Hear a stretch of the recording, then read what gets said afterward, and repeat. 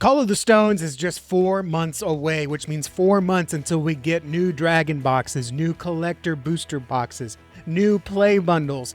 But I want to see even more, because as I was thinking about the different products that we have right now with Wonders of the First, I realized there's a huge glaring issue when it comes to properly budgeting for this game. So in this video, I want to share what I discovered about the different product SKUs we have right now when it comes to the existence set, that is the launch set of the game, as well as what I'd like to see. We're going to do a little bit of theory crafting. I don't know if you call it theory crafting per se so much, but what I'd like to see.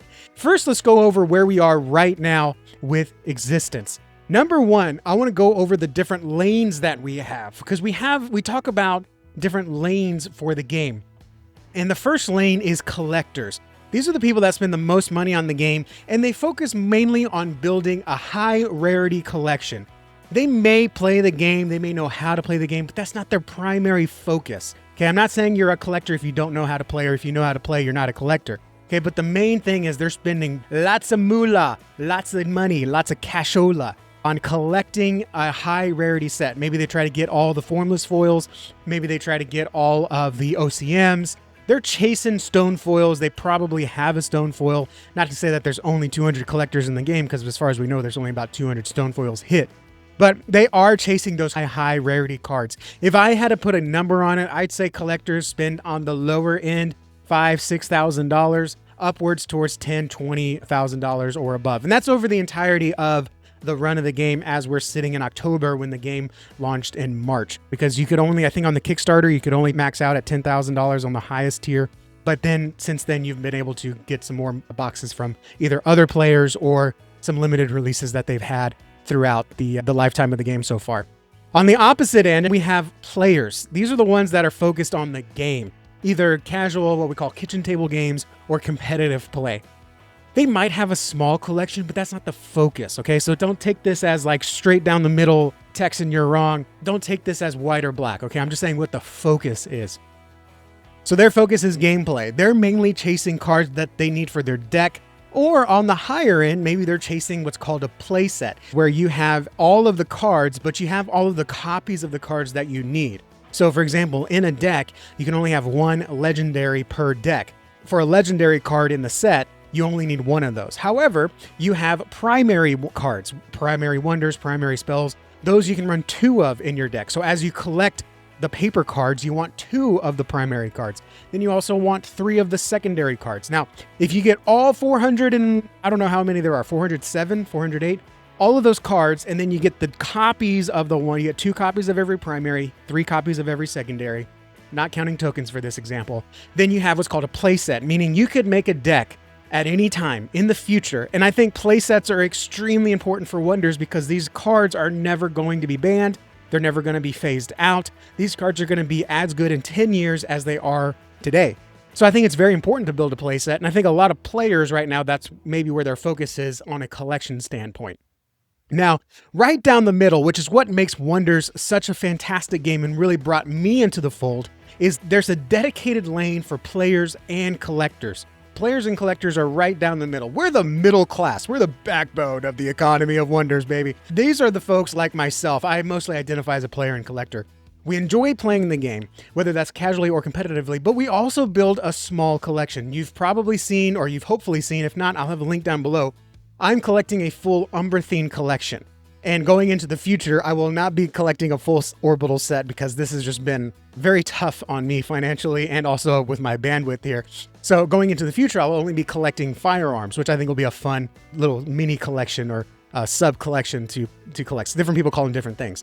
But we love to play the game, but we also equally love to collect. We don't focus on one thing or the other.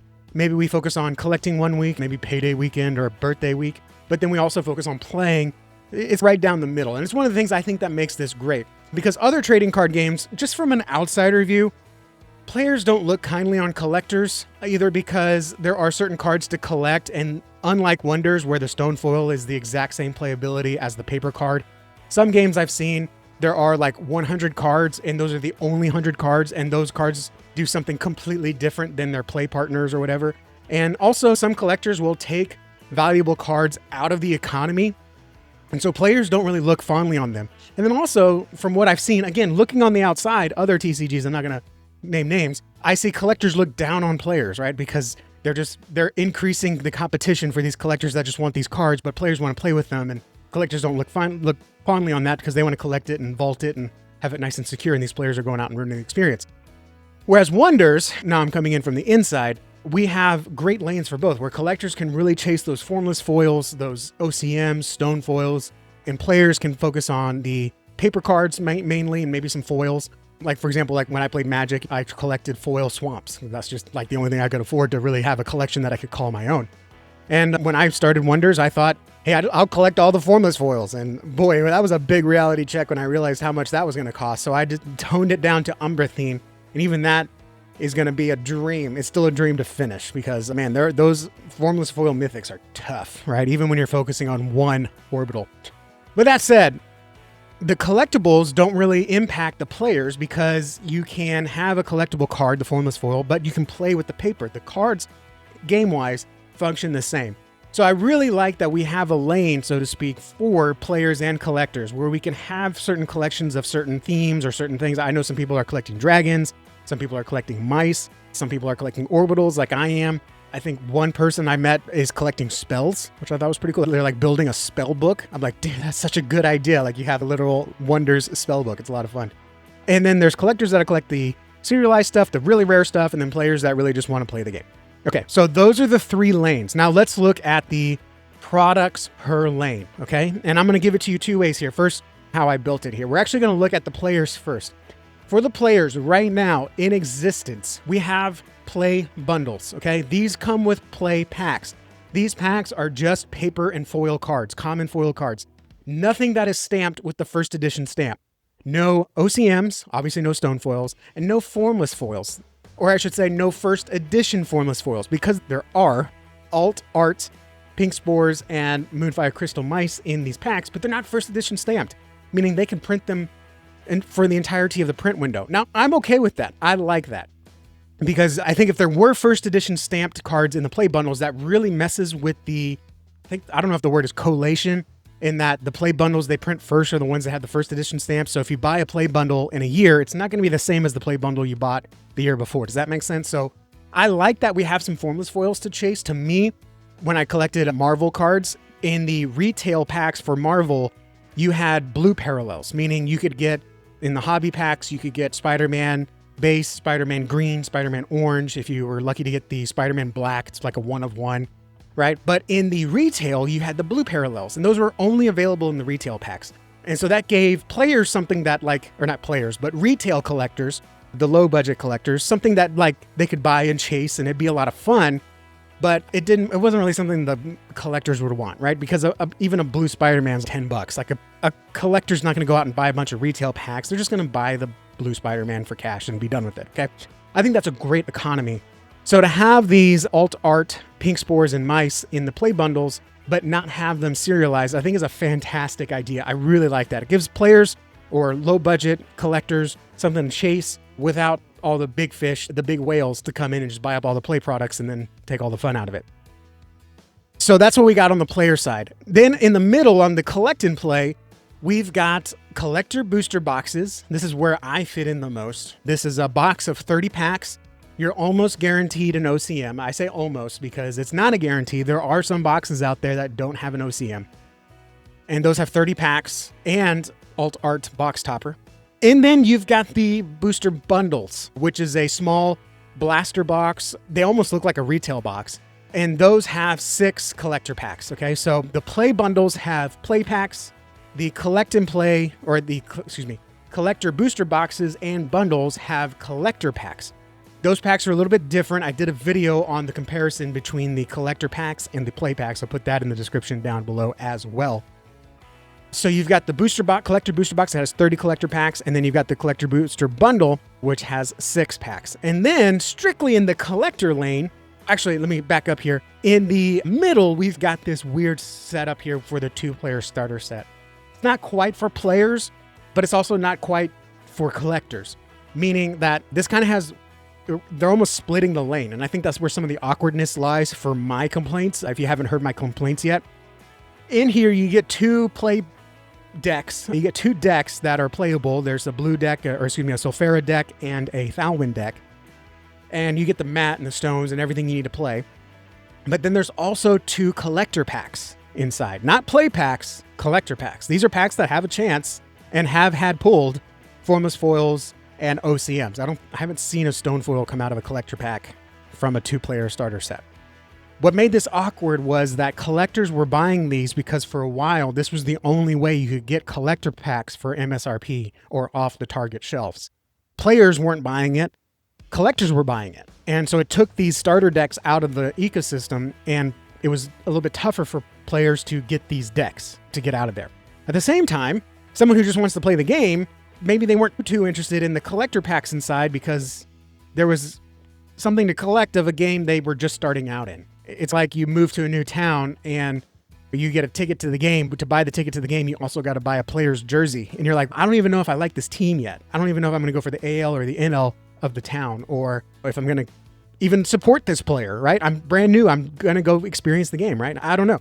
So it was a little awkward to have the collector packs in here. So as a result, players who bought it for the decks didn't seem to care about the collector packs. And then players who bought it for the collector packs didn't care about the decks. It was just a real awkward thing right down the middle. So for most of our continuing on, we're just going to ignore the 2-player starter set because it's just awkward. But strictly for the collectors, we've got Dragon Boxes. Now, this is very unknown because this was divvied out, at least for the existence set, before the Kickstarter. Now, these are strictly for collectors because you don't want to play with any of the cards inside of the Dragon Box. Inside of these Dragon Boxes, there's only about 3,200 of them. Is that right? So you have about 2,700 of the Dragon Boxes, the ones that are on the screen. But then you've got 100 orbital boxes, which are the same contents, but the box is there's a Patria box, there's a Thalwyn box, there's a Boundless box, etc. And then, I don't know, I think there's another 10 per first form. So there was a Nocturna box, there was an Ethereum box, there was an Arius box, and then there was one first box, which was a one of one. It was like the box of all boxes, right? Sold for $25,000. Last I heard, someone in Europe has it. I don't know. Anyways, so these are strictly for collectors because inside are serialized Advantage booster packs, which means it only has formless foils and it's got a guaranteed OCM per pack. So you buy one of these Dragon Boxes, you're guaranteed to get 4 OCMs. You have a higher chance of getting a stone foil out of this box than any other box. And as far as I know, it's a rumor. I haven't heard anything specific from the Wonders team, but the rumor is half of all stone foils got put in the Dragon Boxes. The other half are in collector booster packs. I don't know if I believe that or not. That's the rumor. So anyways, so this is the products per lane that we call it, okay? I appreciate you guys sticking around. I know this is a longer video, but I really want to get into the details because I think a lot of folks, when we talk about the different products out there, we just think everything is for everyone. It's not really how this works. It's kind of like collecting comics, right? I collect comics, okay? Now, I can get an ISOM comic book for $30. It's a thick book. It's a trade book. And that's like your player lane. Like, I'm here to read the story and enjoy the story, okay? Then there's the collect and play lane for like the comic, which is like maybe collecting the limited edition hardcover of all the books combined, right?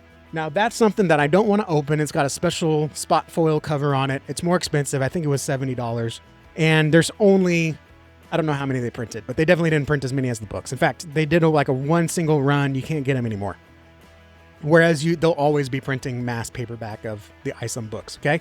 So that's like your middle tier. And then you got your higher tier, like the statue here. And that's kind of like the collectors. Like that's the ones that you go way out and you spend the most money on the most rare item. In this case, there's only 250 of these statues. So this collector mentality is the same across the board. Okay, it's the same in comics. It's the same in kind of sports cards. Same in Pokemon. You've got a player lane and you've got a collector lane. Now Wonders is doing something unique, which is what I love, which is they have a collect and play lane. Where it's, okay, so here's something that you can have and enjoy, but still also enjoy the game part of it, okay? So there's these different lanes aren't unique to Wonders, okay? This is just the way that they're producing the products. Now, here's where the issue lies, and the whole point of this video. I appreciate you guys sticking with me. If this is making sense, if you're enjoying this content, do me a favor, hit the like button right now. Let me restructure this for you so you can see what I see. And if you haven't seen it already, you'll see it here. When I organize it like this, do you see what I see? Collectors in the collector lane, the way that I see it, you basically have one product that you want to buy. Now, that's not to say that collectors can't buy collector booster boxes, okay? But if you just want pure collector product, your only option really is the Dragon boxes. After that, you're pretty much buying collector booster boxes, but let's be honest, you're buying 30 packs and you're really only gonna get 4 or 5 cards that you actually wanted, okay?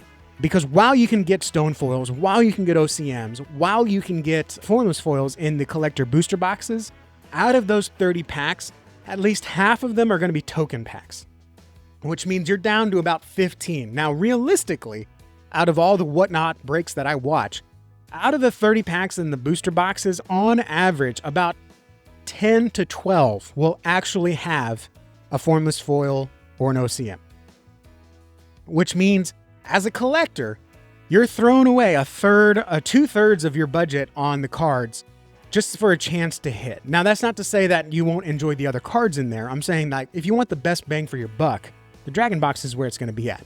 The collector booster boxes and the bundles, those are like a fallback. Collectors can buy collector booster boxes. Players can buy collector booster boxes, but this is for down the middle. This is really for someone that's interested in both. Otherwise, you're not really getting the best bang for your buck, okay? So, when I organize it this way, do you guys and gals, do y'all see what I see? The players and collectors actually have the most versatility and the most variety among the products available to them. Because we've got a box with 30 packs in it, or if you don't want to drop $175 to $300, depending on where we're at in the cycle, you can spend $65 to $80 on a booster bundle. Okay? And so you have a higher tier, let's call it $300, and then you've got a lower tier, let's call it $80. Okay? The numbers aren't exact, right? Because a lot of what we're dealing with in existence is on the secondary market, and it just depends on when you're getting in on what the prices are. But if you're a collector, the really only thing you had was Dragon boxes. Now, if you were fortunate enough to buy it when they were first pre-released and available to purchase, you got them for around $150 to $300. Nowadays, if you want to buy a Dragon box, you're going to be looking at least $1,000. Okay. And then if you're a player, right now, your only option is the player bundles. Your only option is to buy a bundle of 6 packs. So do you see what I see? So I'm seeing we've got a big box for collectors and a big box for players, players and collectors, but we don't have a big box for players. On the same front, we have a bundle box for players and a bundle box for players and collectors, but we don't have a bundle box for collectors. Now, you could say the Dragon box is maybe a bundle box because it's only got 4 packs. However, then if you did a big box, you'd be looking at $5 or $6 grand. And even on Marvel trading cards, that's a big ask. Because even like Marvel Mint boxes that are recent, even those are like $1,000. And it's kind of like what the Dragon box is right now. So here's what I see. Do you see it too? We're missing some products. Let me break it down even more. Okay, let's look at what's inside of each product. Inside of the Dragon box, you get 4 serialized advantage packs. Inside of the player and collector box, you get 30 collector packs. Now you also get a box topper. You also get an almost guaranteed OCM. Okay. And then inside of the collector bundle, you get 6 collector packs. And then inside of the player bundle, you get 6 player packs. So if we were to extrapolate the word, if you were to extrapolate that out, essentially the collector booster box is 5 of the bundles with an extra bonus. That extra bonus, you could look at either the almost, that's my words, not Wonder's words, okay? Because it's not a guaranteed OCM. There are several booster boxes out there that unfortunately don't have an OCM. It's very unfortunate. But essentially, the booster box is 5 collector bundles, all right? So if we extrapolate that out, it's easiest to start with the players. If we did a player booster box, essentially you're getting 5 player bundles. So I think I would love to see for Call of the Stones, I would love to see a player booster box that has 30 packs. And then maybe you also do, similar to the OCM, you do an almost guaranteed alt art. I would love to see that. That way, so if the player bundle is $30, that would make the collector booster box $150. So 30 times 6, $180? Man, I'm not a mathematician. You'd be looking at a big box. Now, what would be the purpose of the box? Look, one of my favorite memories growing up was me and my friends pulling together. I think we each put $20 in. We went to the game store and we bought a brand new box of Magic cards, which back then I think was $80 plus tax. And we took that home and we did a draft with just us and our friends. And it was obviously a memorable night because I remember that night 20, 30 years later, okay? I would like to see something like that. I think it is very expensive. So I think maybe similar to Marvel cards, right? You just get the Marvel retail boxes at Target and Walmart, and you have to go to an actual card shop to get the hobby boxes. I think probably the player booster boxes would have to be at a card shop because, again, you're looking at $180. That's a lot of money. That it's just, when I spend $180 at Target, we don't bat an eye, but we're also getting like food and stuff for the house. And not exactly stuff that's fun to do. Also, if I'm at Target and I'm looking at $180, right? Is that right? 30 times 6, 3 times 6 is 18. So $180. Okay. I'm not making numbers up here. Also, when I have $180 and I'm at Target, I'm like, I could get 3 video games for that. And that's going to give me a different type of enjoyment. But that's some of the things that you got to think about. Whereas if you're in a hobby shop, you're looking at comics, cards, collectibles, like you're there for a specific reason. But anyways, so I think it would be cool to have a player booster box, which is essentially like buying 5 of the bundles, but maybe you get the almost guaranteed alt art, or maybe you get an additional box topper. I don't know what the box top, maybe the box topper is the alt art. Okay. I think that's pretty cool. So that's what I would like to see. That gives us the big box for players and the small box for players. We can keep the collectors and players together, or the player collectors together. Keep the booster box, keep the booster bundle. The hard part is, and what I'd be interested in your thoughts are, the collector lane. Because while the big boxes for the players and player collectors are 5 times the small boxes, the big box for collectors that we're calling it comes with 4 serialized advantage packs. If it came with 5, then yeah, it'd be easy just to say, let's just do a bundle and just have it come with 1 pack. That'd be the easy thing. But since we're already committed to 4 packs, what do? I'm wondering if we could do a serialized advantage pack, but maybe no guarantee of an OCM. But that, I understand too, that's not a lot of fun, right? If I'm going to spend, let's say, $250 on 1 pack, what the heck is it going to come with if I don't get an OCM, right? If I spend $250, I want an OCM. So I wonder if the answer is, let's go ahead and, this is my dream, I should say. I would love it if, to just make it even across the board, Dragon boxes come with 5 serialized advantage packs. That makes the 1/5 rule. A bundle is 1/5 of the big box. Then you could buy a serialized advantage booster bundle and at least get 1 pack. And that 1 pack, I'm assuming, would be $250. Now that is a lot for a pack, but again, you're getting a guaranteed OCM, which is going to carry a value between $50 and $100 on the low end. Plus you're getting the formless foils. So yeah, some of them, if you were just to go straight value, if you were to play this in Vegas and buy that $250 pack, yeah, some of them you're going to only get $100 and $150 of value back. Some of them you're going to get over $500 of value back.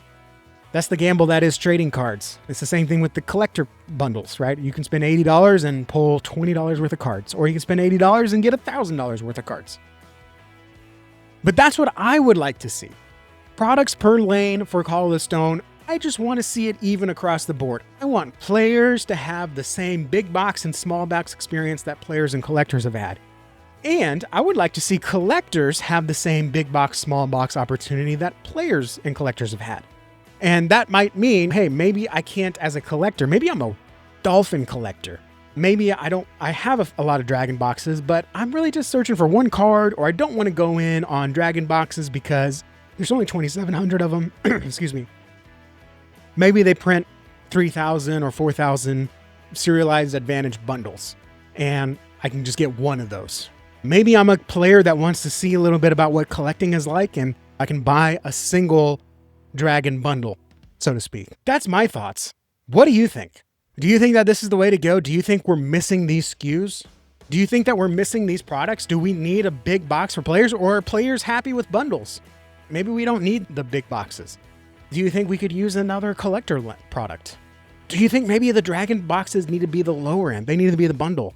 And we need a $10,000. Can you imagine a $10,000 Dragon box? What would you call that? Like the Serialized Advantage booster box becomes a Serial Advantage booster bundle. And then we've got a $10,000 Dragon box. That'd be insane. I would love to see that be opened. But let me know what you think in the comments down below. This is just my thoughts. We're 4 months out from Call of the Stones. We've still got a lot of information coming. We don't know what cards are coming. We don't know what new abilities are coming. I'm sitting here. I might as well not be wearing this cowboy hat. I might as well be wearing a tinfoil hat. But let's conspirize and theorize together down in the comments. And if you have a really great idea, I'd love to make a part 2 of this video and share your idea with others. Thanks guys for watching. I appreciate y'all watching. Subscribe if you have not already, and I'll see you all in the next video. Adios.